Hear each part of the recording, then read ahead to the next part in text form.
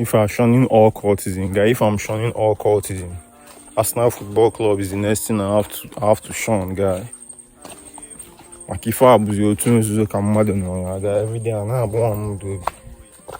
Maybe more. Anybody now will contract me, will come, will consult me after Arsenal no get joy. When Arsenal fuck up, after one maybe goal more. On a macro side. So guy, if I'm speaking up, if we are shunning all cultism, guys, shun Arsenal, guy. Why the fuck do I give a fuck about some fuckers that are making their money in the UK? Why? Why? For real? Amara more the daily unnecessary bloodshed in Nigeria killing na Niger confra page ne maybe more. Mezirima dire chetanlom recently. Cultism is so foolish and unnecessary, and I blame its proliferation on Christianity. Kwa can say I blame cultism's proliferation in Nigeria on Christianity. Maka no enwero mmụọ, ndị oke enwero mmụọ, a na-eme bilu mmadụ mmụọ, enwere alụsị ma alụ jiju ekwụsị.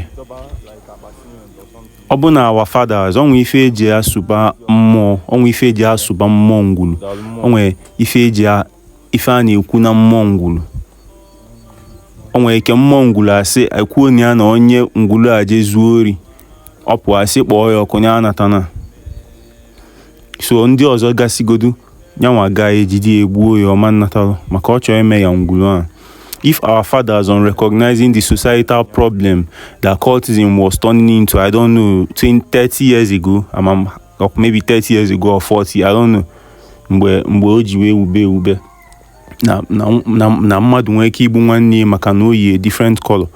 Ọ bụ na our fathers mgbe ha recognize the societal problem cultism na turn into, then went to their family or communal arobinagu and reprogram wire, because our ancestors didn't have this problem. If they went to the communal arobinagu, ọ bụ na abịa n'udo ụmụ oji kwuo na program into is that if any son of that family enters a cult, the day is coming back from his bamming or from being involved directly or indirectly in bloodshed of a fellow man. Na bụlọ na ọ na-achọ ife oyeli, ma ọ na-achọ nya yotago maybe na ọ ga-aya no some foolish shit. Say one mumu go kill another mumu, you now wey nothing concern you come buy the case, come they find who you go kill. Say if any son of this family go dey involved in the bloodshed of a fellow man, go butelu abolo ocho, go butelu that family and the descendants of that family ocho. Maybe set them back, set Yafa back generations. No one that family may put on his kamutu boy before on alone. Obuna our fathers recognize here Jepinye, KCM na bo. Jepinye na dawa robinago, tinye nudu mumoji.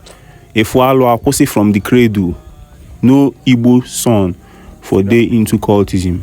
When a son is growing up to this reality, he won't even go there at all. Manga deba acha, but oga obolo an example.